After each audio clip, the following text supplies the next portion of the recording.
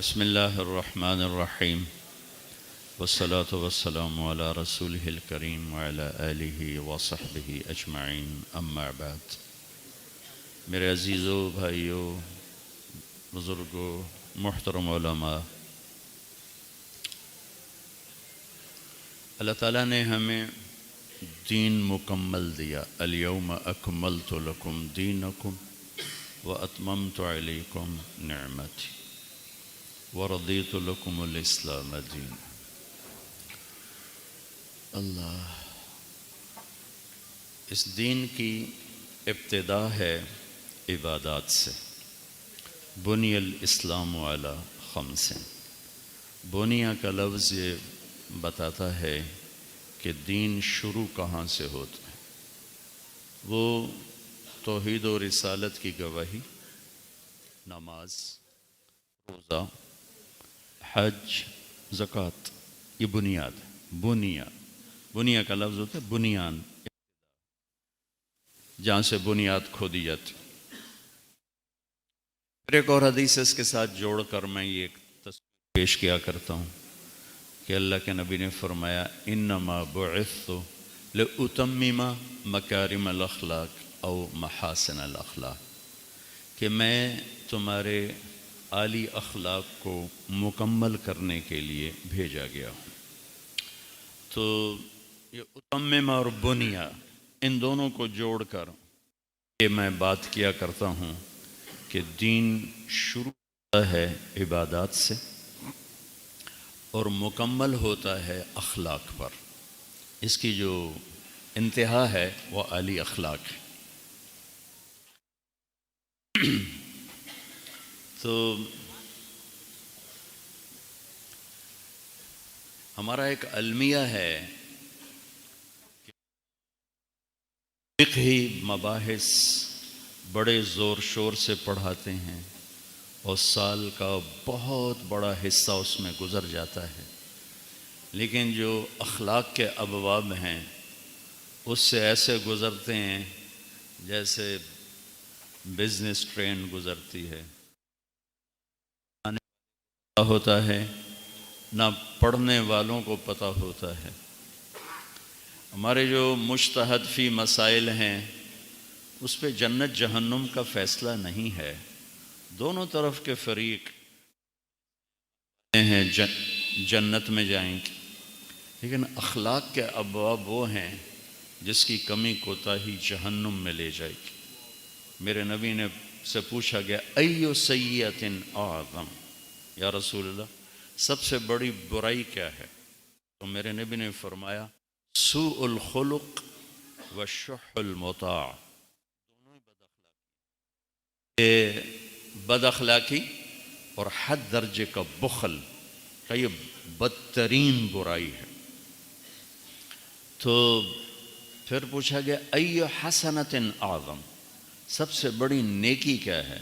تو آپ نے فرمایا حسن الخلق، اچھے اخلاق سب سے اعلیٰ درجے کی نیکی۔ والتواضع والصبر علی البلاء، سارے اخلاق، تواضع، صبر۔ ایک نے پوچھا یا رسول اللہ ارید ان یکمل ایمانی، میں چاہتا ہوں میرا ایمان مکمل ہو جائے۔ آپ نے فرمایا حسن خلقک یکمل ایمانک، تو اپنے اخلاق اچھے کر، تیرا ایمان مکمل ہو جائے گا۔ ہمارے طلبہ، میں نے بیان میں بھی کل ذکر کیا تھا کہ میں نے دنیا پھیری ہے، ایسی قربانی والے طلبہ پوری دنیا میں کوئی نہیں ہے، ایسی قربانی والے علماء پوری دنیا میں کوئی نہیں ہے، جو تھوڑی تھوڑی تنخواہوں پر چٹائی سے سل کے زندگی گزارتے ہیں، اور یہ نوجوان جو جوانی کا بہترین حصہ ایک چار دیواری میں گزارتے ہیں، اور جو مدرسہ ان کو کاغذ کا ٹکڑا دیتا ہے جس کو سند کہتے ہیں، وہ باہر کی دنیا میں 2 ٹکے کی نہیں ہے، اس کے سامنے کچھ نہیں ہے، مجھے کیا کرنا ہے، مجھے کہاں جانا ہے۔ بھائی کو اس کا غلط اور ٹھیک کرواؤ، کبھی شور میں چاہتا ہے، تم بیٹھے رہو۔ لیکن یہ ہمارا المیہ ہے، یہ بڑے بڑے مدرسین بیٹھے ہوئے ہیں، ہم اپنے بچوں کو اخلاق نہیں پڑھاتے، نہ سمجھاتے ہیں نہ پڑھاتے ہیں، گزار دیتے ہیں۔ جلد ثانی ترمذی شریف کی جلد ثانی، ایسی عالی شان اخلاق کی کتاب ہے۔ ابو داؤد کتاب آداب اخلاق، ایسی عالی شان مضامین ہیں، لیکن جب ہم نے شروع کی تو ابتدائی کوئی 50 صفحے پڑھنے کے بعد ہمارے استاد نے فرمایا اب جو سوال کرے گا اس کی پٹائی ہوگی، بس اب تیز گام چلاؤ۔ تو بس وہ سن رہے ہوتے تھے، ہم پڑھ رہے ہوتے تھے، نہ پڑھنے والے کو پتہ ہوتا تھا کیا ہے، نہ پڑھانے والے کو پتہ ہوتا تھا کیا ہے۔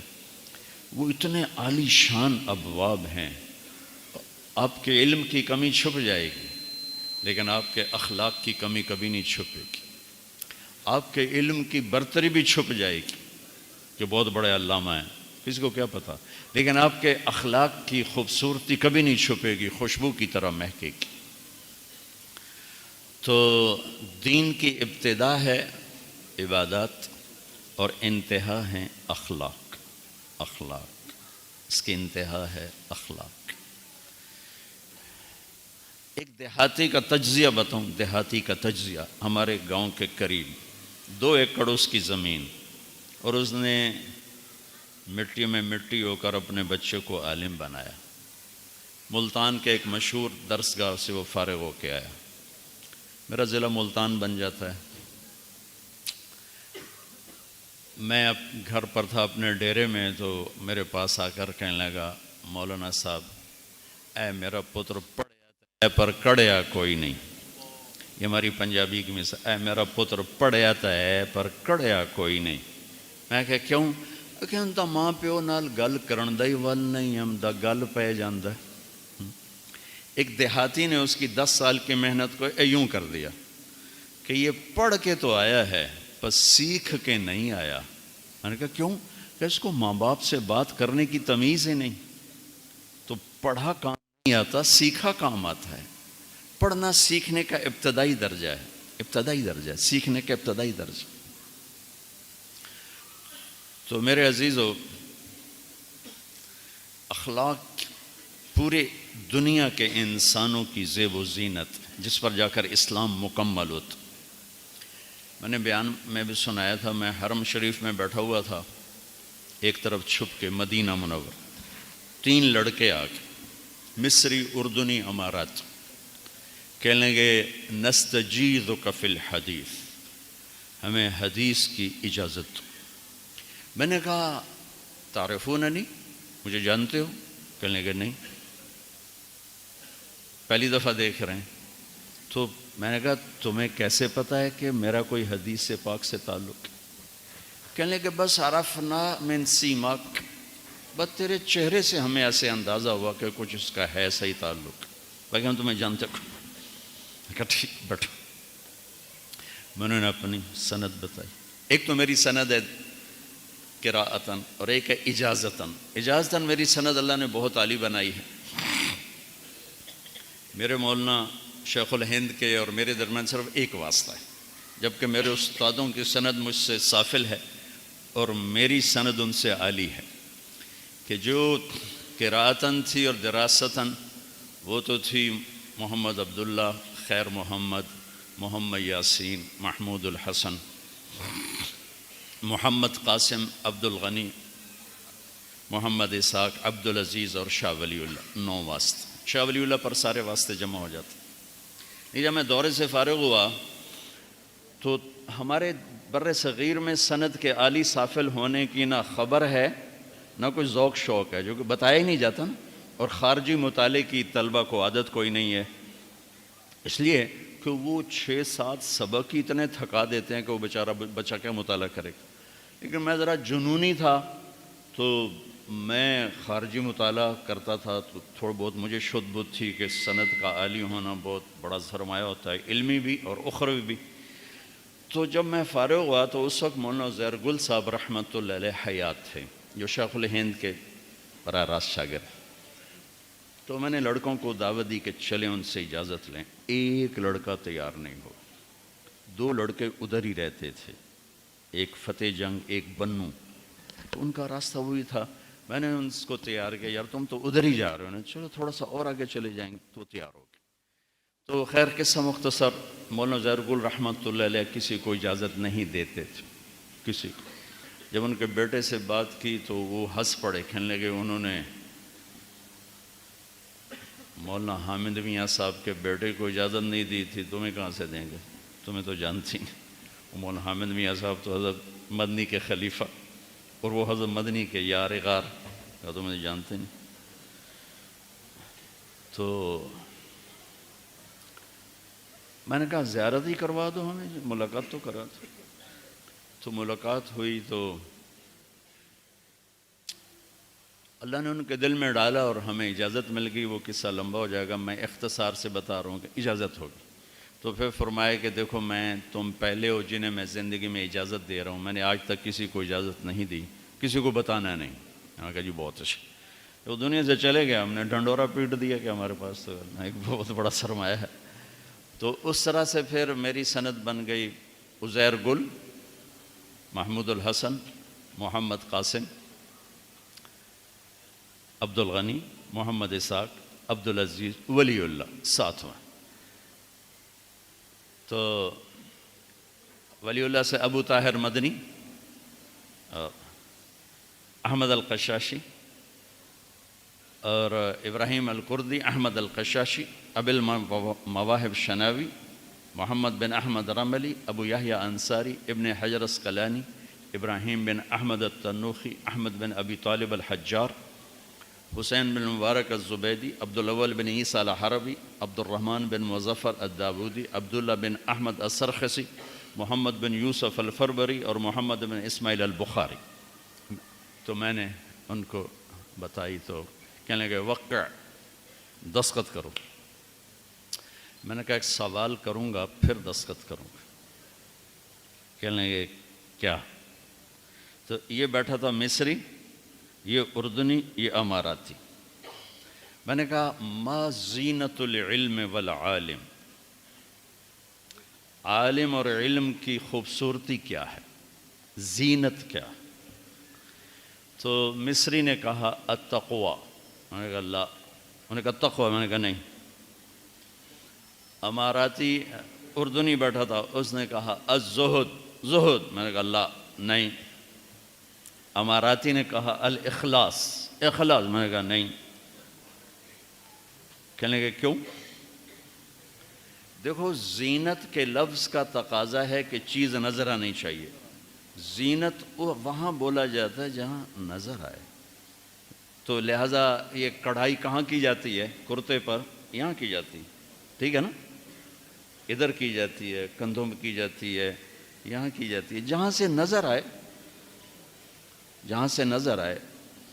زینت کے لفظ کا مقتضا ہے کہ چیز نظر آنی چاہیے۔ کوئی بنیان پہ کڑھائی کرتا ہے پھر کرتے اٹھا کے دکھاتا پھر اے دیکھو، بنیان پہ تو نہیں ہوتی نا۔ کہ دیکھو لفظ زینت وہاں بولا جاتا ہے جہاں چیز نظر آئے، نظر ہی نہیں آتی۔ التقویٰ ہا ہونا، تقویٰ اندر، زہد ایک کیفیت ہے، اندر ایک آدمی بڑا مالدار ہے پر زاہد ہے، ایک آدمی بڑا فقیر ہے پر حریص ہے۔ لہذا زہد کا تعلق کوئی پھٹے کپڑوں سے نہیں، اور اعلیٰ پوشاک کا تعلق کوئی حرص و حوث سے نہیں۔ بھئی میں نے کہا تھا یہ دروازہ مت کھولو، کیوں مجھے ڈسٹرب کر؟ جو دیر سے ہے ادھر بجا کے بیٹھے۔ مجمع کا حق مارا جاتا ہے اس طرح۔ تو اخلاص ایسی چیز ہے جو بالکل ہی داخل، وہ تو خود صاحب معاملہ کو نہیں پتا کہ میرے اندر اخلاص ہے یا نہیں، مرنے پہ پتہ چلے گا۔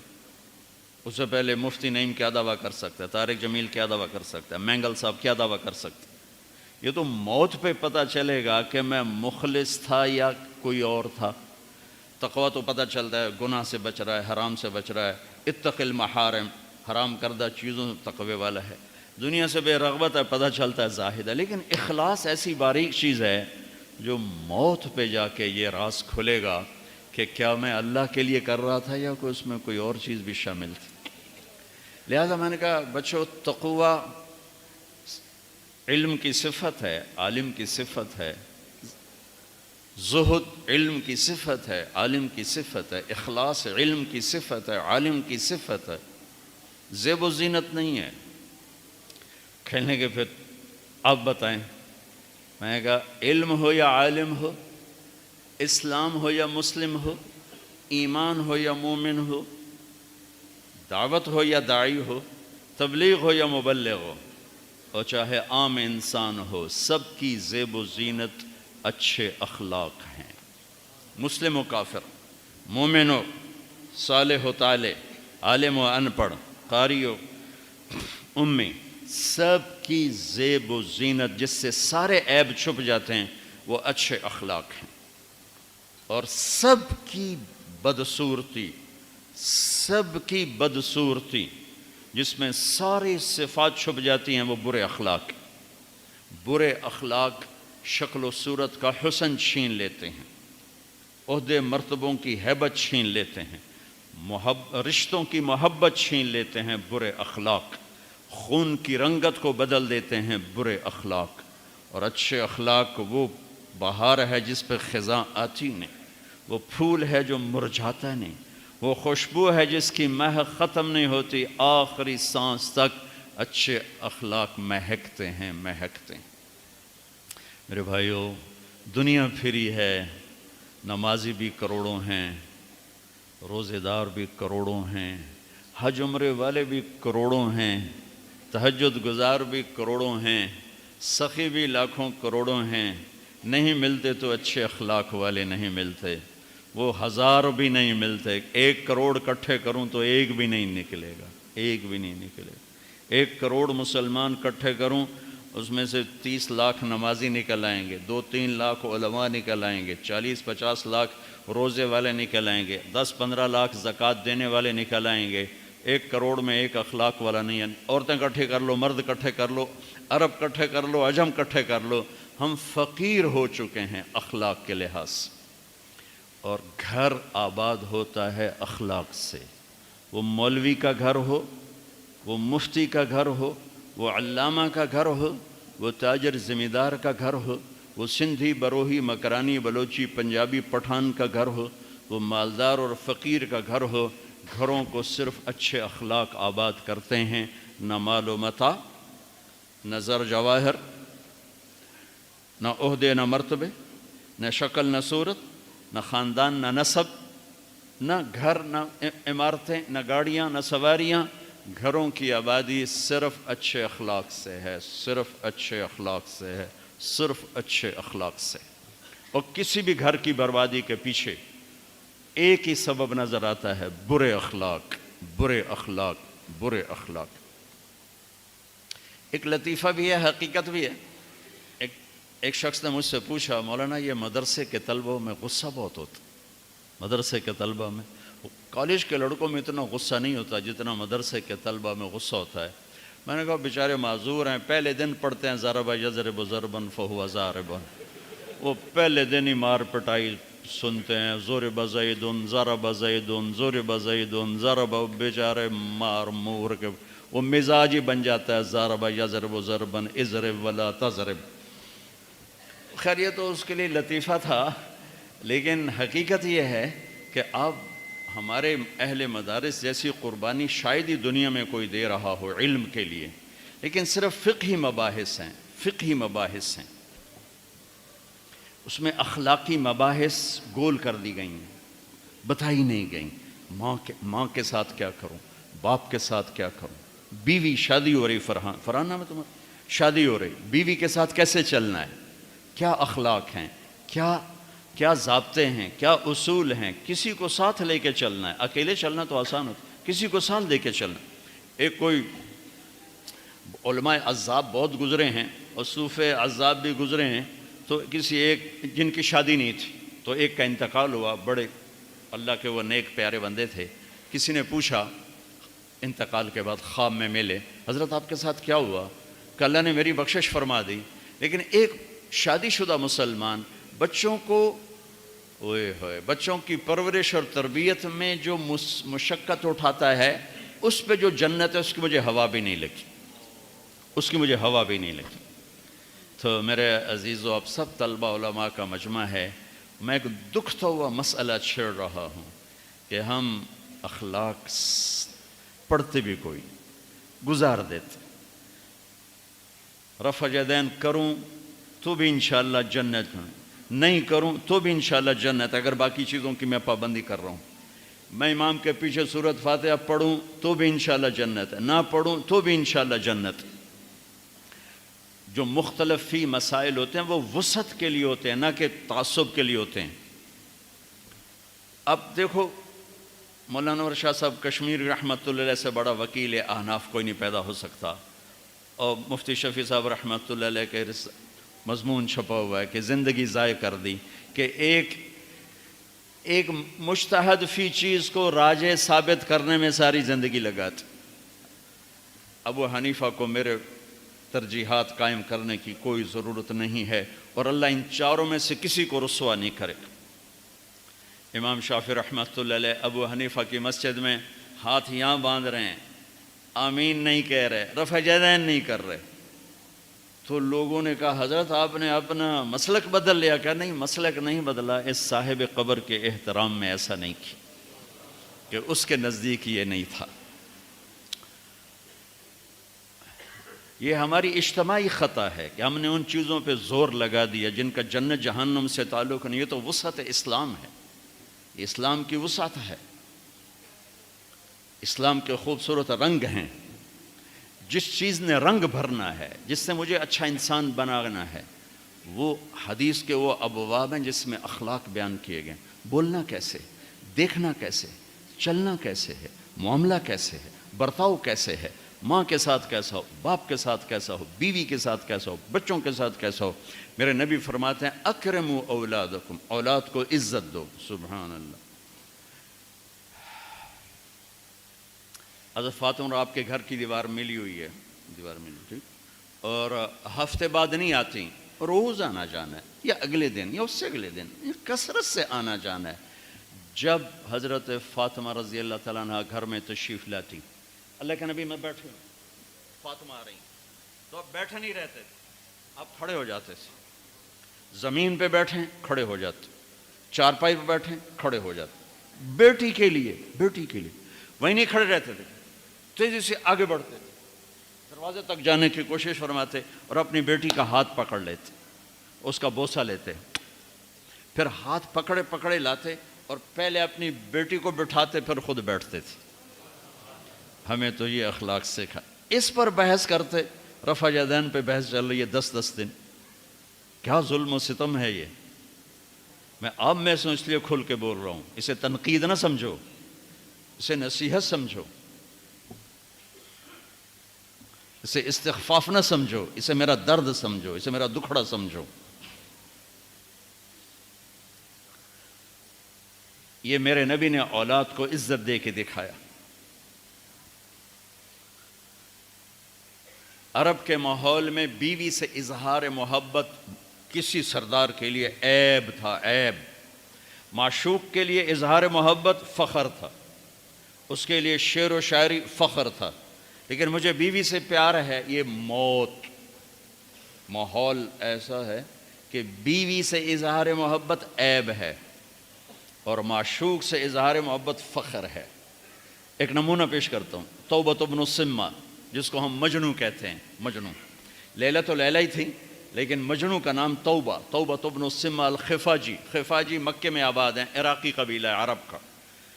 تو اس کو لیلہ سے عشق ہے، ٹھیک ہے، چھپا نہیں رہا۔ آج اس کے اشعار میں 1300 سال کے بعد پڑھ رہا ہوں، وَهَلْ تَبْكِينَ لَيْلَا اِذَا مِتُّ قَبْلَهَا وَقَامَ عَلَى قَبْرٍ نِسَاءٌ نَوَائِحُ۔ شعر پڑھا، بیچ میں لیلہ، ٹھیک ہے، کما لو اصاب الموت لیلہ بکیتها وجاد لها دمع من العین صافح۔ دوسرا شعر پڑھا، اس میں لیلہ، واغبط من لیلہ بما لا انالہ بلا کل ما قرت به العین طائح۔ تیسرا شعر پڑھا لیلہ، ولو ان لیل الاخیلیۃ سلمت علی ودونی جندل وصفائح. چوتھا شعر پڑھا لیلا. یہ مزاج عرب ہے، یہ مزاج عرب ہے کہ معشوق، اس لیے سودا، بثینہ، لیلا یہ سب استعارے بن گئے. ترکت ہوا لیلا وسعدا بمعزل. امام غزالی. ترکت ہوا لیلا وسعدا بمعزل وعدت الى مصحوب اول منزلی فنادت بی الاشواق مہلا فهذه منازل من تہوى رویدک فانزلی. یہ عام ہے، اظہار عام ہے، لیکن بیوی سے محبت کسی بڑے آدمی کے لیے موت ہے. لا نہیں سر، زبان پہ نہیں لا سکتا. یہ ماحول سمجھ میں آ گیا ہے؟ او بولو تو صحیح. ہاں، اس ماحول میں میرے نبی مسجد نبوی میں ہیں اور آپ کے گرد مجمع ہے، اور ایک شخص پوچھتا ہے یا رسول اللہ من احب الناس الیک. کان میں نہیں پوچھتا، کھل کے پوچھتا ہے. آپ اس کے کان میں نہیں بولتے یا رسول اللہ من احب الناس الیک، آپ کو سب سے زیادہ کس سے پیار ہے؟ آپ نے زور سے کہا عائشہ سے. عائشہ سے. مفتی نعیم کہے گا؟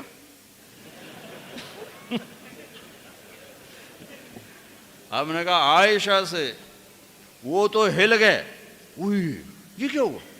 انہوں نے سوال بدلا. یا رسول اللہ میرا مطلب تھا من الرجال، میں وہ نہیں پوچھ رہا، میں پوچھ رہا ہوں مردوں میں کس سے پیار ہے. تو میرے نبی نے نبض دیکھ لی کہ اس کو ہضم نہیں ہوا، تو اب آپ نے کہنا تھا ابو بکر، تو آپ نے کہا عائشہ کے ابا سے. ہاں ابوہا. مجھے پتا ہے، میں سمجھ گیا ہوں تو کیا کہاں سے بول رہا ہے. مجھے عائشہ کے ابا سے پیار ہے. یہ حدیثیں پڑھانے کی تھیں کہ جب اس بچے کی شادی ہوتی اسے پتہ ہو مجھے کسی کی بیٹی کو لے کے کیسے چلنا ہے. مختلفی ابواب تو مرور کے لیے ہوتے ہیں. اللہ نے امت کو تقسیم کر دیا ہے، بلاک بنا دیے ہیں. حنفی بلاک الگ ہے، شافعی الگ ہے، حنبلی الگ ہے، مالکی الگ ہے، سب جنت کے راستے اللہ کے فضل و کرم سے. لیکن یہ وہ ابواب ہیں جو ان بچوں نے نہ پڑھے تو یہ اپنی بیویوں کو خراب کریں، اپنے ماں باپ کو خراب کریں. میں نے ایک دفعہ اپنے استاد سے کہا استاد جی آپ نے ہمارے اندر تبلیغ اتار دی، اور اللہ کی ذات سے امید ہے کہ اللہ مرتے دم تک کسی پہ چلائے گا، لیکن آپ نے ہمیں کبھی ماں باپ کی عظمت نہ بتائی، گھر کی زندگی نہ بتائی. میرا زمیندارہ ماحول تھا، میری ماں میرا باپ مجھے ٹینڈ کرانے کو ناپسند کرتے تھے. تو اب ہمارے ہاں اس طرح پھراؤ اس طرح پھراؤ. ہم نے اسے ہی سنت سمجھ لیا، یہ تو بدعت ہے. میرے نبی نے تو صرف عمرے کے لیے ٹینڈ کروائی ہے اور یا حج کے لیے کروائی ہے، باقی تو بال ہی رکھے ہیں. تو جب میری ماں کہتی ٹینڈ نہ کرو میں اس طرح پھرا کے آ جاتا. تو اتنا مجھے کوستی، اتنا وہ غمگین ہوتی. تو میں نے کہا اتنی گندی سی بات پر میں اپنی ماں کو دکھ دیتا رہا. پتہ ہی کوئی نہیں تھا، پتہ ہی کوئی نہیں تھا. جبکہ میرے نبی فرما رہے ہیں کہ میں عشاء کی نماز میں کھڑا ہوتا اور سورۃ فاتحہ پڑھ رہا ہوتا، ادھر سے میری ماں مجھے پکارتی تو میں اس کے لیے نماز توڑ دیتا. یہ مضامین پڑھانے کے. اور جب آپ حج پہ تشریف لے گئے، 12,000 کا مجمع لے کر نکلے آپ 25 ذوالقعدہ کو. اب وہاں پر پہنچتے پہنچتے میرا خیال ہے 60-70 ہزار ہو گیا ہوگا، یا کم و بیش 40-50 ہزار. اب ذوالحلیفہ، پھر ملل، پھر روحہ، پھر عفایہ، پھر عرج، پھر عصفان، اور پھر مرہ ظہران اور صرف اور بیروزی طوا. 8ویں رات آپ مکہ میں داخل ہوئے. یہ آپ کا روٹ میں نے آپ کو بتایا حج کا. ابوا میں آپ کا قیام تھا ابوا بستی میں، لیکن ابوا کے پہاڑوں میں میرے نبی کی ماں سوئی ہوئی ہے. جب آپ کا قافلہ اس جگہ پہنچا تو آپ نے اونٹنی کو قصوہ پہ سوار تھے پہاڑوں میں موڑ دیا. نئے لوگ کہنے لگے یہ کہاں جا رہے ہیں؟ راستہ تو یہ ہے. پرانے لوگوں کو پتہ ہے ماں کی قبر پہ جا رہے ہیں. اپریل کا مہینہ، چلچلاتی کڑکتی دھوپ، ننگے سر ہیں آپ. میں نے زیارت کی ہے اس جگہ کی. تو وہ اتنا اونچا پہاڑ ہے جتنا یہ مولانا کی مسجد کا گنبد ہے، نیچے سے اتنا اونچا ہے، وہاں جا کر اونٹنی کو بٹھایا، اوپر چڑھے، یا سے کچھ کم ہوگا، تو ماں کی قبر کے سرانے جا کے یوں بیٹھے، گھٹنے اٹھائے، ہاتھ یہاں رکھے اور سر یہاں دیا، دیکھو مجھے کیا، جیسے چھوٹے بچے نہیں رونے کے لیے گھٹنے اٹھاتے ہیں، سر اوپر رکھتے ہیں، پھر یوں بازو اوپر رکھ کے سر نیچے رکھتے ہیں، یہ اس کیفیت میں میرے نبی قبر کے سرانے بیٹھے اور روتے روتے روتے داڑھی آنسوں سے تر کرتے، اور پھر فرمایا کہ میں آج رات ادھر ہی قیام کروں گا۔ آپ آگے نہیں گئے، وہاں قیام کیا، کچھ نے آپ کے ساتھ قیام کیا، کچھ آگے چلے گئے۔ تو میرے عزیزو، زندگی میں سب سے خوبصورت سرمایہ ایمان کے بعد وہ اچھے اخلاق ہیں۔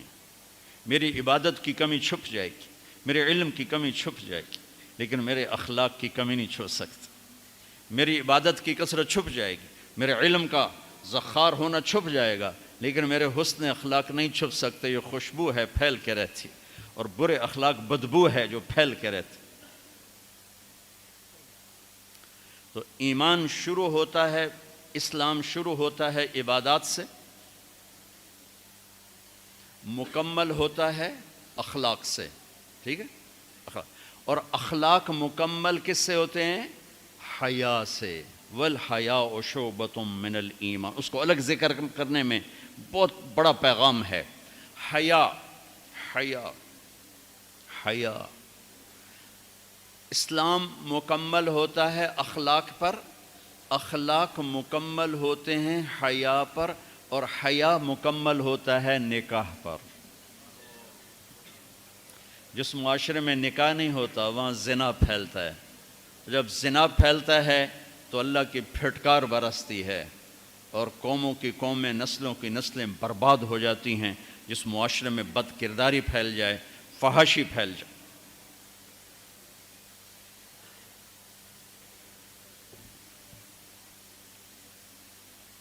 اسلام شروع ہوتا ہے عبادات سے، مکمل ہوتا ہے اخلاق پر، اور اخلاق مکمل ہوتا ہے حیا پر، اور حیا مکمل ہوتا ہے نکاح پر۔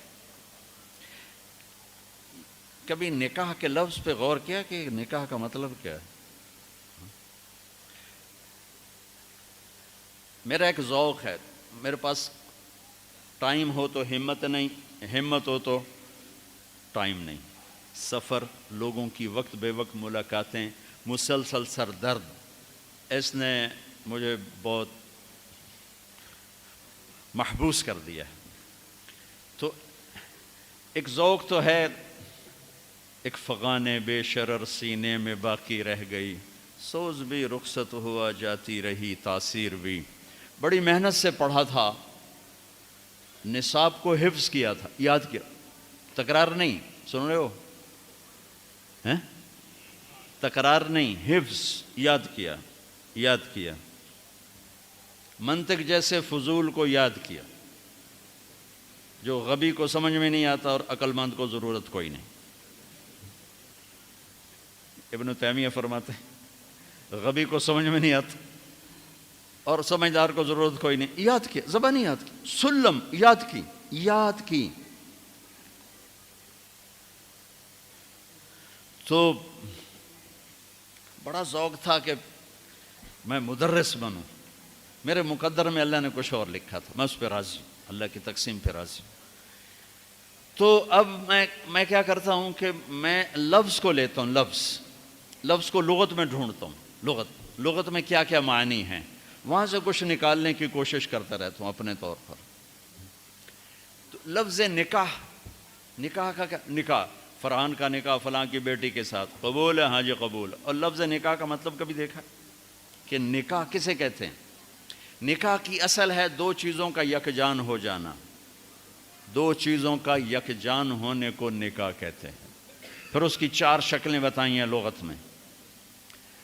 بارش کا زمین میں جذب ہو جانا، ہلکی بارش جس کا زمین میں جذب ہو جانا، بارش کا پانی اور زمین یکجان ہو جائیں، ٹھیک۔ دوسرا مطلب نیند کا آنکھوں پہ چھا کر اسے بند کر کے سلا دینا، نیند اور آنکھ یکجان ہو جائے۔ مرد کا عورت پہ اعتماد کرنا اس حد تک کہ دونوں یکجان ہو جائیں۔ درختوں کی شاخوں کا آپس میں مل کر ایک جان ہو کے چھاؤں بنا دینا، یکجان ہو جائیں، اس کو نکاح کہتے ہیں۔ اب لغت اٹھاؤ، کیا خوبصورت لفظ اللہ اس رشتے کے لیے لایا ہے۔ لایا تو قرآن ہے، فَانْكِحُوا النِّكَاحُ مِن سُنَّتِي۔ سبحان اللہ، کیا حسن ہے اس کلام کا اور اس لغت کا۔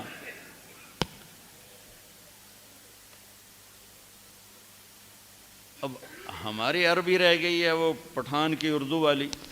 ایک پٹھان مرید ہوا جا کے مرزا مظہر جانے جانا رحمۃ اللہ علیہ دلی میں، وہ بڑے نفیس بزرگ تھے، تو تھوڑی تھوڑی وہاں رہتے رہتے اردو بھی سیکھ گیا۔ تو وہ بیٹھا تھا تو انہوں نے کہا خان صاحب وہ سرائی اٹھا کے لاؤ۔ اس زمانے میں سراہی کے پیندے کو دلی کی زبان میں پیٹ کہتے تھے، پیٹ بھی پیندہ بھی ایک چیز۔ تو جب وہ زور سے اٹھا تو حضرت کو خیال آیا کہیں یہ پٹھان آدمی سراہی توڑ نہ دے، تو انہیں پیچھے سے کہا خان صاحب پیٹ پکڑ کے اٹھائیو۔ تو اس نے ایک ہاتھ سے سراہی پکڑی، ایک ہاتھ سے پیٹ پکڑی۔ تو ہماری عربی تو پٹھان کی اردو والی، ہمیں قرآن کے حسن کا کیا پتہ یا حبیب کے کلام کی خوبصورتی کا کیا پتہ۔ ہم اس نابینا کی طرح ہیں جو بڑے خوبصورت منظر میں کھڑا ہے پر اسے نظر کچھ نہیں آتا۔ سبحان اللہ، بارش کا زمین میں جذب ہو کے ایک جان ہو جانا، دو زندگیوں کا حسن سلوک سے ایک جان ہو جانا نکاح ہے۔ آنکھوں کا نیند میں داخل ہو کر اس کی پلکوں کو جھکا دینا، سلا دینا، یکجان ہو جانا، دو زندگیوں کا آپس میں حسن سلوک ایسا کہ دونوں چین کی نیند سوئیں اور یکجان ہو جانا۔ ٹھیک ہے، ٹھیک ہے۔ عورت پر مرد کا اعتماد، کتنے لوگ ہیں بیویوں کے روزانہ موبائل چیک کر رہے ہوتے ہیں، کدھر کال کی تھی، کیا میسج آیا تھا، انہیں شریف زادیوں کو برباد کر کے رکھ دی۔ اور کتنی عورتیں ہیں جو اپنے خامدوں کا موبائل ڈھونڈ رہی ہوتی ہیں، وہ سو جاتے ہیں وہ موبائل چیک کرتی ہیں، کہیں کہاں فون کیے، کیا میسج آئے۔ اس بد اعتمادی نے کتنے گھر اجاڑ دیے۔ ابھی ایک طلاق ہوئی ہے میری اپنی فیملی میں، ابھی طلاق ہوئی کہ اس کم بخت کو اتنا شک تھا کہ متقی ترین بچی کو اس نے طلاق دے دی، شک۔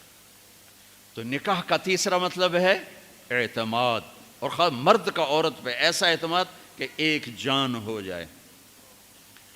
شاخوں کا آپس میں یوں جڑ کے ایک چھت بنا دینا کہ وہ یکجان ہو جائیں، دو زندگیوں کا یوں جڑنا کہ ایک جان ہو کے چھت بنے، چھاؤں بنے، اور اس میں اگلی نسل پروان چڑھے اور پیدا ہو۔ شیطان کو کیوں خامند اور بیوی کا جھگڑا سب سے زیادہ پسند ہے کہ چھاؤں ہٹ گئی اور اگلی نسل تباہ ہو گئی۔ شیطان روزانہ کچہری لگاتا ہے، پوچھتا ہے آج کیا کیا، کوئی کچھ کہتا ہے، کوئی کچھ کہتا ہے، سب کو ٹھنڈا جواب دیتا ہے، ٹھیک ٹھیک۔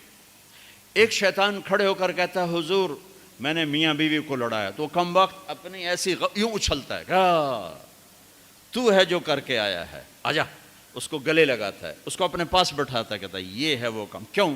کہ اس نے چھاؤں ہٹا دی، اس نے نیند اجاڑ دی، اس نے بارشوں کو روک دیا۔ کیا ہوگا؟ زمین بنجر، نیندیں برباد، اعتماد ختم، نسل برباد۔ کیوں طلاق کو سب سے زیادہ بدترین حلال کہا گیا؟ کیوں میرے نبی نے فرمایا علی طلاق سے بچنا؟ یا ایھا النبی اذا طلقتم النساء، یہ کیا ہے؟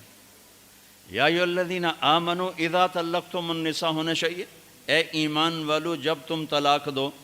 دیکھو ماشاءاللہ سب طلبہ علماء بیٹھے ہو، یا ایھا الذین آمنوا اذا طلقتم النساء جوڑ لگتا ہے، اے ایمان والو جب طلاق دینے لگو۔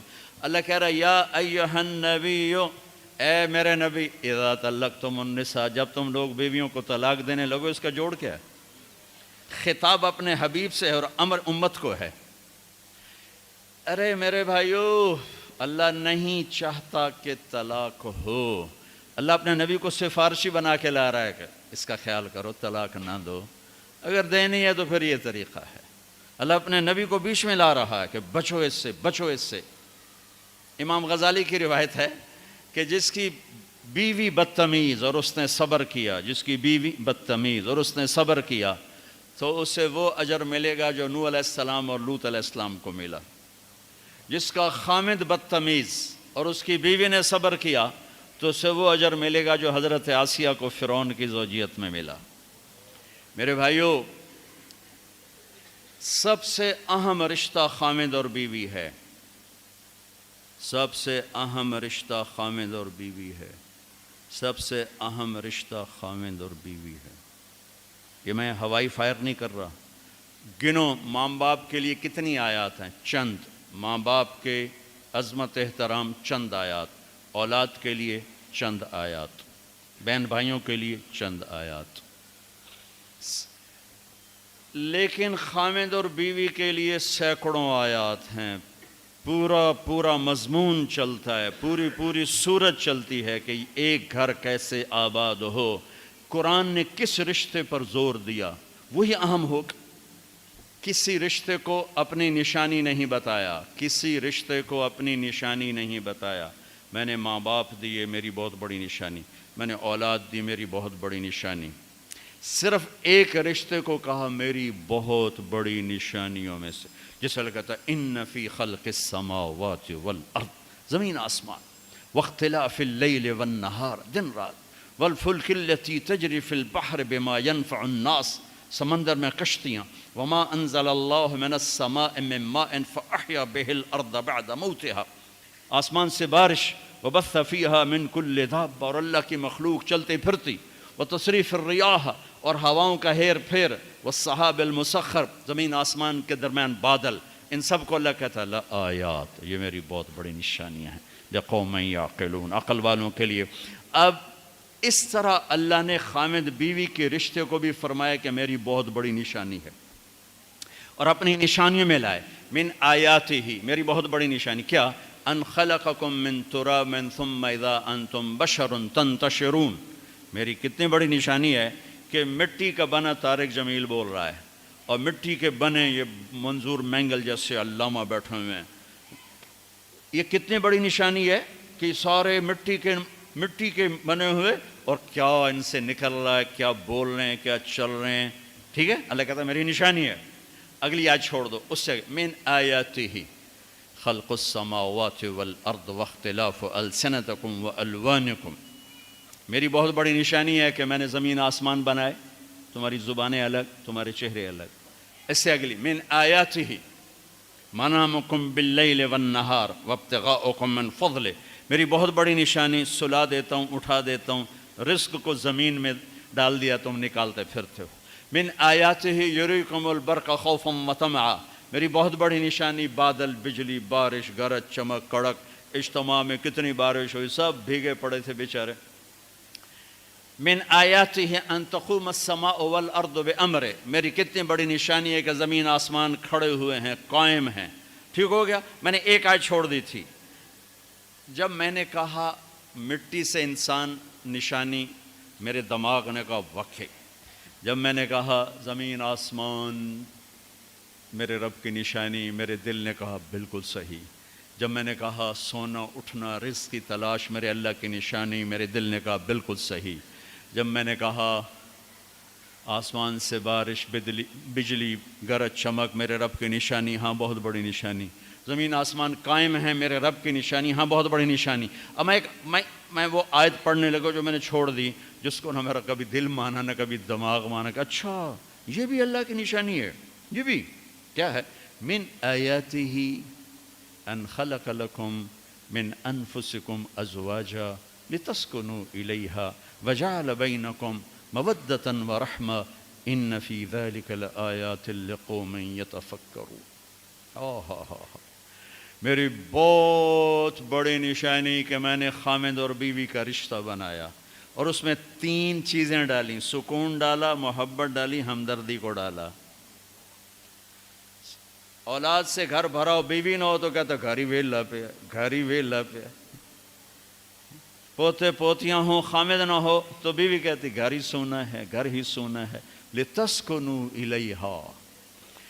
ایک لفظ ہے للعالمین، ایک ہے یتفکرون، ایک ہے یسمعون، ایک ہے یعقلون. یتفکرون کا لفظ اللہ یہاں لائے، ان فی ذلک لآیات لقوم یتفکرون. سب سے طاقتور لفظ اس رشتے کے ساتھ جوڑا. خلق السماوات للعالمین. منامکم باللیل والنہار یسمعون. یریکم البرق خوفا وطمعا یعقلون. یعقلون یسمعون للعالمین. اور سب سے طاقتور لفظ لائے اس جگہ جہاں فکر لگے گا تو پتہ چلے گا یہ رشتہ بہت بڑا رشتہ ہو. یہ اللہ کی نشانی ہے، ورنہ کم فکر والے کو نہیں پتہ چلے گا.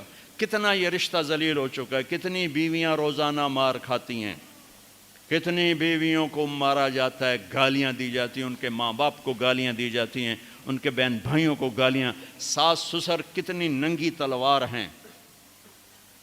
تم سارے علماء مفتی بیٹھے ہو، کہیں ساس بہو کے رشتے کے کوئی حقوق آئے ہیں؟ کہیں سسر اور بہو کے رشتے کے کوئی حقوق آئے ہیں؟ لیکن میرا معاشرہ سارا حق ساس سسر کے آنے والی بہو پر ڈالتا. خامن تو بیچ میں شامل ہوا جائے، وچو پتہ نہیں کدو آ گیا، تو پچھاڑ سانو کرن دے جو کرنا. ایک عورت جب ماں ہوتی ہے تو روئیں روئیں سے محبت کے چشمے، جب ساس بنتی ہے تو روئیں روئیں سے زہر اگلنے لگ جاتی. یہ کیا معاشرہ ہے؟ اس معاشرے نے کو یہ علماء کا قصور ہے کہ انہوں نے معاشرت نہیں سمجھائی. معاشرت مشکل. ہدایہ کتنی جلدیں ہیں بولو؟ پہلی جلد عبادات، ٹھیک ہے، باقی 3 جلدیں معاملات معاشرت. تو کیا پتہ چلا کہ دین کا 1/4 عبادت ہے اور 3/4 اخلاق معاشرت اور معاملات. خود تمہاری سب سے بڑی کتاب فقہ تمہیں بتا رہی ہے. تو اللہ نے یتفکرون کا لفظ وہاں استعمال کیا جہاں واقعی فکر کرے گا تو سمجھ میں آئے گا، ورنہ نہیں سمجھ میں آئے گا. اچھا، ایک اس رشتے کی اہمیت اس وجہ سے سینکڑوں آیات ہیں، ایک اس کی کمزوری اس وجہ سے اس کو بچانے کے لیے. چونکہ ماں بیٹے کا رشتہ ٹوٹتا نہیں، بہن بھائی کا رشتہ ٹوٹتا نہیں، باپ بیٹے کا رشتہ ٹوٹتا نہیں، خاوند بیوی کا رشتہ ایک بول پر ٹوٹ جاتا. اس کو بچانے کے لیے ادھر سے ادھر سے ادھر سے ادھر سے. اس لیے یہ فقہا کہیں گے کہ اللہ تعالیٰ نے بیوی کا حق رکھا کہ الگ گھر دو، اگر وہ مالدار ہے تو الگ گھر دے، تاکہ وہ میاں بیوی زندگی شروع کریں. ان کے مسائل تھوڑے ہوں گے. بیچ میں ساس بھی آ گئی، بیچ میں سسر بھی آ گیا، بیچ میں نند بھی آ گئی، دیور بھی آ گیا، بھابیاں بھی آ گئیں. وہ دیکھتی ویسی چٹنی بن گئی پہلے دن.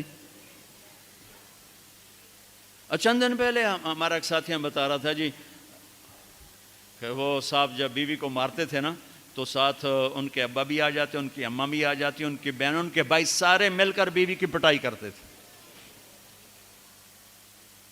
اور بڑا دیندار گھرانہ کہلاتا تھا وہ علاقے کا. اگر وہ الگ گھر نہیں لے کے دے سکتا تو کرائے پر لے کر دے، اس کو الگ رکھیں. اگر اس کا مطالبہ ہے، مطالبہ نہیں پھر تو ٹھیک.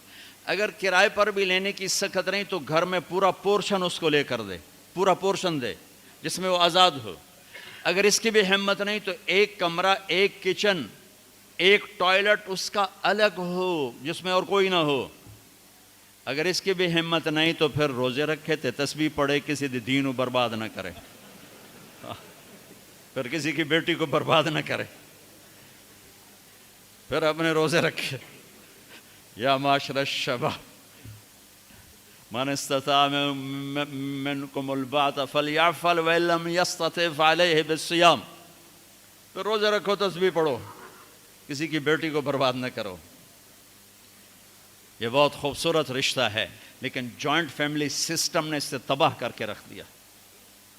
جوائنٹ فیملی سسٹم بہت اچھا، مشترکہ نظام زندگی بہت اچھا تھا جب ایک دوسرے کے حقوق کا پتہ تھا. اب حقوق کا نہیں پتہ، لہٰذا ادھر سے آگ، ادھر سے آگ، ادھر سے آگ، ادھر سے آگ.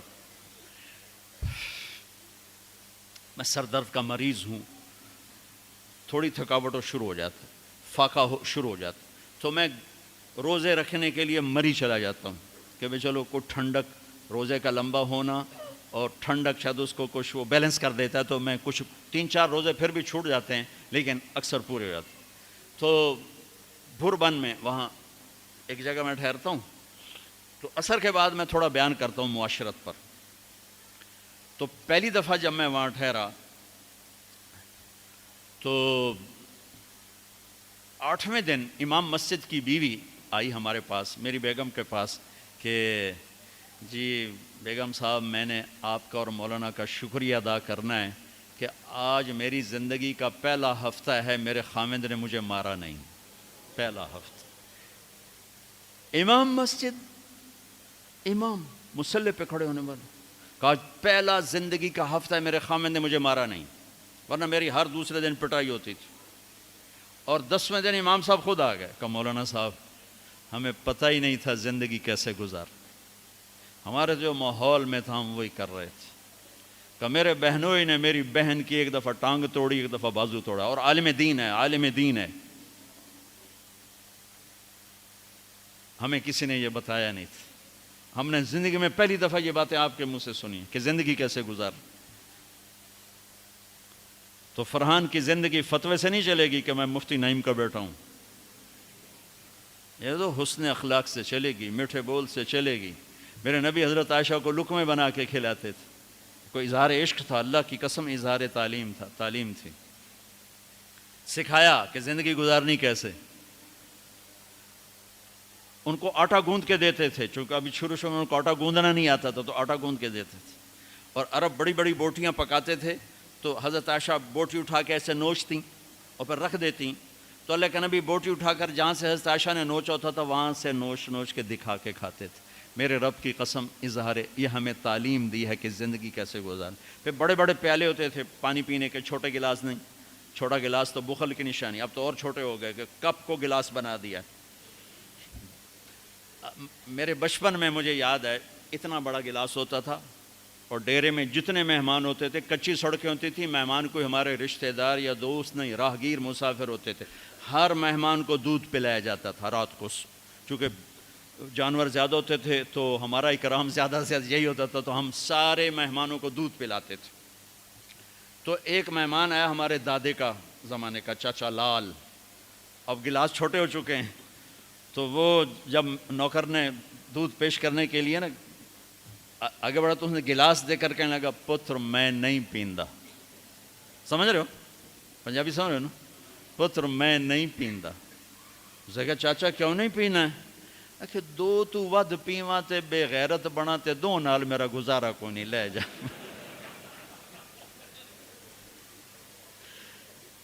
تو بخل کا زمانہ آ گیا، چھوٹی چھوٹی گلاسیں آ گئی، تو بڑے بڑے گلاس ہوتے تھے، تو اما عائشہ رضی اللہ عنہا پانی پی رہے ہیں، رکھ دیا، میرے نبی اٹھا کر جہاں حضرت عائشہ کے ہونٹ لگے ہوتے تھے وہاں ہونٹ رکھ کے پانی پیتے تھے۔ صرف تعلیم، جس ہستی نے اللہ کو آنکھوں سے دیکھ لیا ہو اس کو کسی چیز کی رغبت ہو سکتی ہے؟ جنت بھول جائے گی جب اللہ اپنا دیدار کرائیں گے اور پھر پردہ پوشی فرمائیں گے تو کہیں گے یا اللہ جنت نہیں چاہیے، تو چاہیے، بس تجھے دیکھتے رہیں، بیٹھے رہیں تصور جانا کیے ہوئے از لذت دیدارش، خسرو چتواں گفتن سر دادن و جان دادن نادیدہ رخ یارے۔ امیر خسرو کہہ رہے ہیں کہ یا اللہ بن دیکھے تیرے لیے لوگ سولیوں پہ چڑھ گئے، آروں سے چر گئے، چھروں سے کٹ گئے، بن دیکھے تیرے عشق میں، جب تجھے دیکھیں گے تو کیا حال ہوگا۔ از لذت دیدارش خسرو چتواں گفتن سر دادن و جان دادن نادیدہ رخ یار۔ تو جس ہستی نے اللہ کو دیکھا ہو ان کے لیے عورتوں کی کیا رغبت ہے؟ یہ صرف سکھانا۔ ایک حدیث سنا دے، ما تزوجت وما زوجت الا بوحی من السماء نزل به جبریل۔ لوگوں میں نے جہاں شادی کی، میں نے جہاں بیٹی دی، پہلے آسمان سے وحی آئی، پھر میں نے قدم اٹھایا۔ اللہ کی قسم ہمیں سکھانے کے لیے تھا، ہمیں سکھانے کے لیے۔ ہاں سفر سے واپسی ہو رہی ہے، ٹھیک ہے، آپ نے صحابہ سے کہا چلو بھائی تیز ہو جاؤ، وہ سارے تیز ہو گئے، یہاں تک کے نظروں سے غائب ہو گئے، ٹھیک۔ تو اب کون رہ گئے؟ اما عائشہ اور میرے نبی۔ تو اما عائشہ نہیں، میرے نبی نے کہا عائشہ دوڑ لگائیں، دوڑ لگائیں؟ لگائیں؟ اللہ اکبر! مفتی نعیم کا اتنا بڑا پیٹ، یہ دوڑ لگائے گا بیگم کے ساتھ؟ اور مولا منظور مینگل کا اس سے بھی بڑا ہو گیا، یہ لگائیں گے؟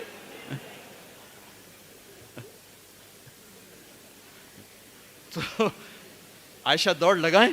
کہا جی لگائیں. تو حضرت عائشہ فرماتی میں آگے نکل گئی لیکن ابھی پیچھے رہ.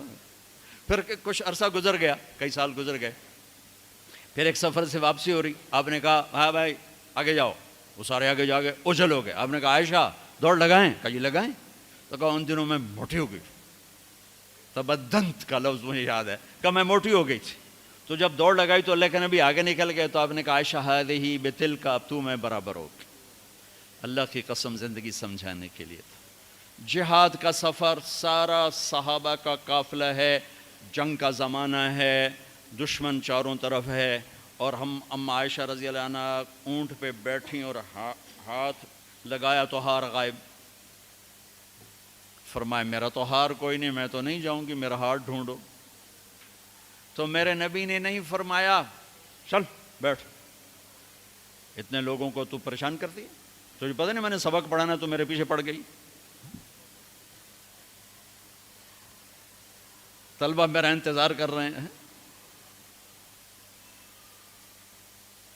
آپ نے کہا بھائی عائشہ کا ہار ڈھونڈو. سب ڈھونڈنے میں لگ گئے.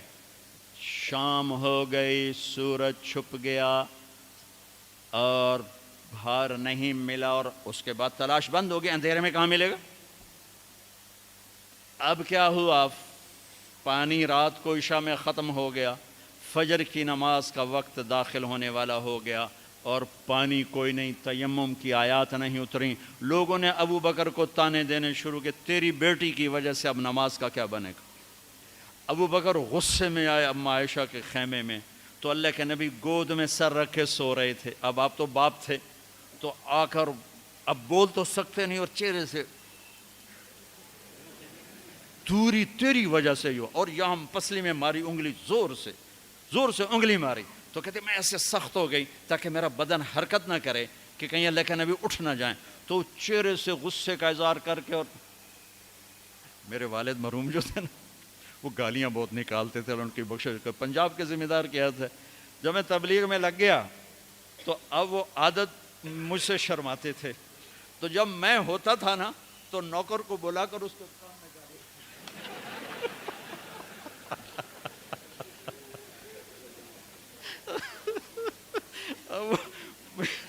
جوانی کی عادت بڑھاپے میں تو جا نہیں سکتی تھی، تو پھر وہ آہستہ آہستہ گالیاں اپنا کوٹا پورا کر لیتے تھے. تو ابوبکر صدیق رضی اللہ عنہ میں کہ کہیں بھائی اللہ کا نبی اٹھنے کرتے رہو، انگلی مارتے رہے. تو اللہ نے آیات تیمم اتار دی. اس موقع پر تیمم کی آیات پہلی دفعہ 8000 سال میں یہ ہونے لگا ہے.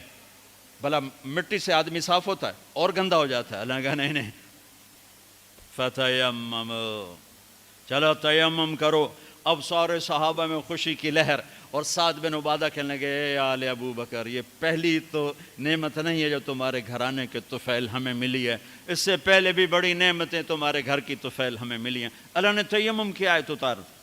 میرے نبی نے قافلے کو نہیں چلایا، یہاں تک کہ حضرت عائشہ نے کہا اچھا یا رسول اللہ اب چلیں، ہار کو چھوڑیں. پھر میرے نبی چلے، اور جب اونٹنی کو اٹھایا تو ہار اس کے نیچے پڑا ہوا تھا. وہ سارا باہر ڈھونڈتے رہے، ہار نیچے چلا گیا تھا گر کر. یہ میرے نبی کی زندگی ہے. یہ مینگل صاحب سے کہتا ہوں پڑھائیں، مفتی نعیم سے کہتا ہوں یہ زندگی پڑھائیں، کہ ان کی بیویاں ان کو دعائیں دیں، ان کے ماں باپ ان کو دعا دیں، ان کی اولاد ان کو دعا دے. وہ باپ نہیں ہے جس کو دیکھ کے بچے ڈر جائیں، وہ تھانے دار ہے. تھانے دار بیٹھو ہے. وہ استاد نہیں جس کو دیکھ کے شاگرد ڈر جائے، وہ تھانے دار ہے. وہ خامد نہیں ہے جس کو دیکھ کے بیوی سہم جائے، وہ تھانے دار ہے. خامد وہ ہے جس کو دیکھ کے بیوی خوش ہو، باپ وہ ہے جس کو دیکھ کے اولاد خوش ہو، استاد وہ ہے جس کو دیکھ کے شاگرد خوش ہو. اپنے مصنوعی روب جمانا کہ استاد کی ہیبت ہونی چاہیے. ارے ہیبت، محبت ہونی چاہیے. محبت سے علم منتقل ہوتا ہے، ہیبت سے نہیں ہوتا. محبت سے محبت سے جا کر فریکوینسی ملتی ہے، کال ملتی ہے، اور پھر جذبات منتقل ہوتے ہیں تو محبت بٹھانے کے چکر میں۔ تو گھروں کی آبادی کا تعلق میرے عزیزو وہ حسن سلوک، بیوی کے سلوک اچھا ہو، بیوی کے اخلاق اچھے ہوں، گھر آباد، خامند کے اخلاق اچھے ہوں، گھر آباد ہے۔ اولاد سے حسن سلوک ہو، اولاد پہلے 10 سال اولاد کو دے دو، ساری زندگی تمہیں دے گے۔ 3 سال کا بچہ اسکول ڈال دیتے ہیں، 3 سال کے بچے کو روتے ہوئے بھیجتے ہیں، روتے ہوئے لاتے ہیں، اس کے دل میں ماں باپ کی نفرت جمنا شروع ہوتی۔ میں 11 سال کا تھا جب میرے باپ نے مجھے گاؤں سے سینٹر ماڈل اسکول لاہور بھیجا کہ اس کو ڈاکٹر بنانا ہے۔ 11 سال کی عمر ماں باپ سے جدا ہونے کی نہیں ہوتی۔ اللہ نے ہمیں ایک چھوٹی سی بادشاہت دی اپنے علاقے کی، اور وہاں میں ہاسٹل میں چلا گیا، روٹی کھانے جاؤ میس میں، اور کپڑے دھونے کے لیے دھوبی تلاش کرو، بستر خود اٹھاؤ، کپڑے خود سیٹ کرو۔ تو میں اندر سے ٹوٹ گیا، بکھر گیا، اور میرا دل ماں باپ کی محبت کے لیے مر گیا۔ پھر نہ زندہ ہو سکا، نہیں زندہ ہو سکا۔ میں اپنے بھائی پہ رشک کرتا تھا، وہ میٹرک تک ماں باپ کے ساتھ رہا، وہ ماں سے ایسے لاڈ کرتا تھا کہ میں اپنی بیگم سے کہتا یہ جیسے میرا بھائی ماں کے ساتھ کرتا ہے، میرے اندر یہ جھوک نہیں اٹھتی۔ میں نے اللہ کے فضل سے تبلیغ میں لگنے کے بعد نوکر کی طرح ماں باپ کی خدمت کی، لیکن دل نے ساتھ نہیں دیا کہ وہ شمع بجھی جل نہیں سکی۔ آج کے ماں باپ 3 سال کے بچے کو اسکول ڈال کے کیسے کہیں کہ ہمارا بچہ ہمارا فرما بردار ہو؟ نہ ماں نے گود دی، نہ باپ نے سایہ دیا۔ ایک ماں 2 بچے نہیں سنبھالتی، ایک ٹیچر 30 بچے کیسے سنبھالے گی تھوڑی تنخواہ کے ساتھ؟ تنخواہیں تھوڑی۔ ہمارے اسکول تو آج کل تعلیمی ادارے نہیں ہیں، کاروباری ادارے ہیں۔ ایک لطیفہ ہے، ایک مس نے بچوں سے کہا بچوں بولو CUP سپ، سپ سانپ، ٹھیک ہے نا، CUP سپ۔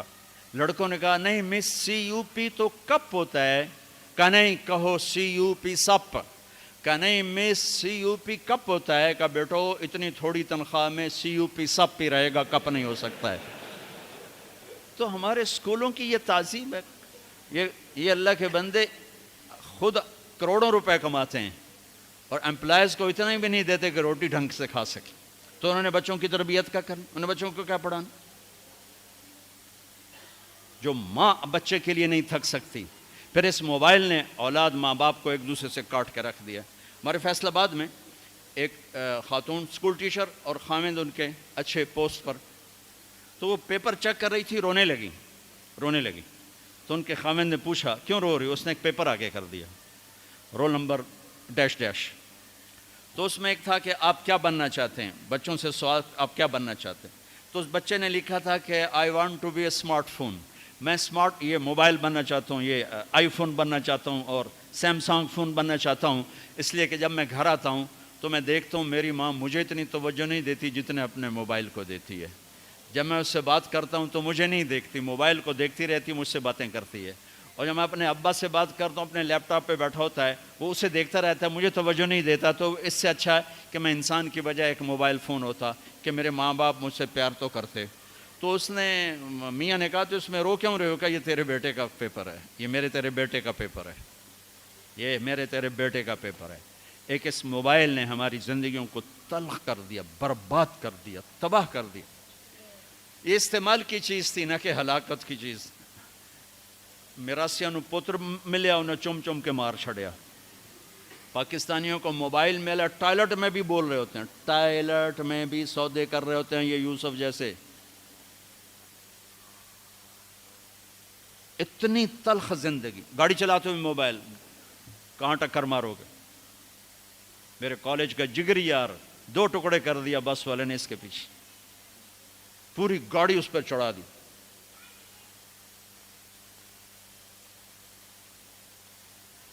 تو بھائیو میرے نبی کی زندگی سیکھو، زندگی سیکھو، زندگی سیکھو، زندگی سیکھو۔ تو یہ نکاح سے متعلق چند باتیں ہیں جو میں کہا کرتا ہوں، یہ عام طور پہ ہمارے سامنے نہیں ہیں۔ ضبط، برداشت۔ اگر زندگی کو نکھارنا ہے، ضبط کرنا سیکھو، برداشت کرنا سیکھو، غصے کو پینا سیکھو۔ یغلبن الکریم ویغلبہن اللئیم۔ اللہ اکبر۔ میرے نبی نے فرمایا اخلاق والے پہ بیویاں غالب آ جاتی ہیں اور بد اخلاق بیویوں پہ غالب آ جاتے ہیں.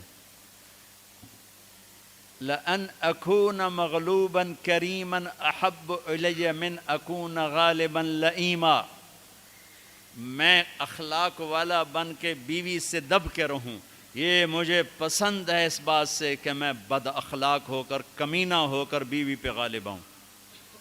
لئیم بد اخلاقی کی آخر جس کو ہم کمینہ کہتے ہیں.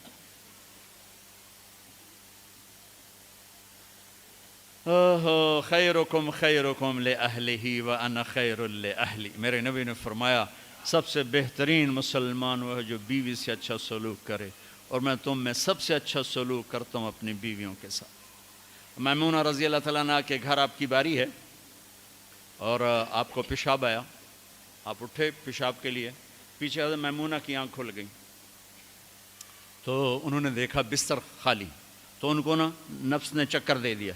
ان کے جی میں آیا کہ اللہ کے نبی مجھے چھوڑ کر کسی اور بیوی کے پاس چلے گئے. تو انہوں نے سوکن پنا غالب آیا. سوکن تو سوکن ہی ہوتی ہے. سو کن، یہ دو لفظ ہیں. سو کن، سو عدد ہے. کن کسے کہتے ہیں؟ یہ جو لوہار جب لوہے کو اس پر تیز کر رہا ہوتا ہے نا اپنے اس پر ہتھیار پر، تو اس سے شرارے نکلتے ہیں، لوہے کے باریک ذرے نکلتے ہیں. تو وہ باریک ذرہ جو آنکھ میں جا پڑے اس کو کن کہتے ہیں. وہ اتنا تیز ہوتا ہے کہ ایک آنکھ میں چلا جائے تو آدمی بے قرار ہو جاتا ہے. تو دوسری بیوی کو کہتے ہیں 100 لوہے کے ذرے جیسے کان میں آنکھ میں پڑ جائیں تو اس سے جتنی تکلیف ہوتی ہے. تو 100 کن تھی. انہوں نے کہا تھا مجھے چھوڑ کے دوسری بیوی، اور خیال تھا حضرت عائشہ کنڈی لگا تھی. اللہ کے نبی واپس آئے تو دروازہ بند. آپ نے دستک دی، میمونہ میں ہوں، دروازہ کھولو. کہا میں نہیں کھولتی. ہم نے کہا کیا ہوا؟ کہا مجھے چھوڑ کے دوسری بیوی کے پاس جاتے ہیں، باری میری ہے. آپ نے کہا اللہ کی بندی انی حاقن، اب مجھے زور کا پیشاب لگا تھا میں اس لیے گیا تھا. کہا نہیں کوئی پیشاب نہیں ہے، مجھے پتہ ہے. آپ نے کہا میمونہ میں اللہ کا رسول ہوں، میں کبھی خیانت کر سکتا ہوں؟ پھر ان کو کرنٹ لگا، اوہ یہ میں نے کیا کیا؟ تو اللہ کا رسول. پھر ڈرتے ڈرتے دروازہ کھولا، پتہ نہیں اللہ کے نبی کیا کریں گے. آپ اندر آئے اور مسکرائے اور جا کر اپنی چارپائی پہ لیٹ.